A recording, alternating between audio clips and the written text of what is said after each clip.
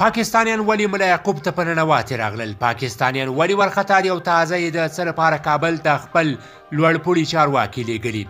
اصل حقیقت څه دی؟ جزئیات ویډیو کې وګورئ او چینل سبسکرایب کړئ.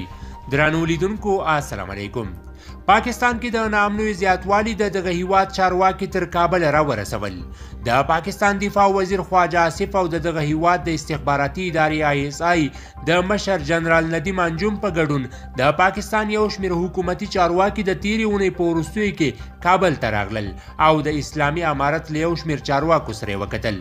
کابل ته د دغه پلاوي له ناڅاپي راتګ وروسته د پاکستان د بهرنیو چارو وزارت ویاند اعلان کړی و چې د دغه سفر هدف د هغو ګواښونو د زیاتوالي په اړه خبرې کول دي چې د افغانستان له خاورې پاکستان ته متوجه دي.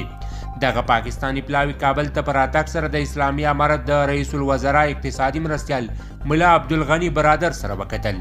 د اسلامي امارت د اقتصادي معاونت دفتر په دې اړه یوه بیانیه خپره کړې او ویلي دي چې دواړو لورو د دوه اړخیزو اړیکو، سوداګرۍ، سیمه ییز اتصال او د اقتصادي همکاریو پر پراختیا خبرې وکړي. د پاکستان د بهرنیو چارو د وزارت ویاندې زهرا بلوچ کابل ته د پاکستانی پلاوي د ناڅاپي سفر په تړاو د اسلامي امارت له څرګندونو سره په ټکر کې ویلي دا خبرې د امنیت په برخه او د ترهګرۍ سره مبارزه کې حساسې دي. موږ په داسې موقف کې یو چې موږ نه غواړو چې نور جزئیات او د خبرو اترو څرنګوالي له رسنیو سره شریک کړو. وروسته له هغې چې پاکستانی رسنیو دغه موضوع په ځانګړي ډول مطرح کړه، د یاد هیواد ځینو رسنیو کابل ته د دغه پلاوي د سفر د غړو په حواله خبر ورکړ چې د دغه سفر اصلي موخه له ترهګرۍ سره مبارزه او په افغانستان کې د پاکستانی طالبانو غړو موجودیت ښودل شوی دی. ایکسپریس ټریبیون راپور ورکړی چې پاکستانی پلاوي په افغانستان کې د پاکستانی طالبانو یا TTP د فعالیتونو او آزادو خوځښتونو په اړه اسلامي امارت ته خبرداری ورکړی او ادعا یې کړې چې د دې ډلې فعالیتونه د موقت حکومت لخوا تمویلیږي.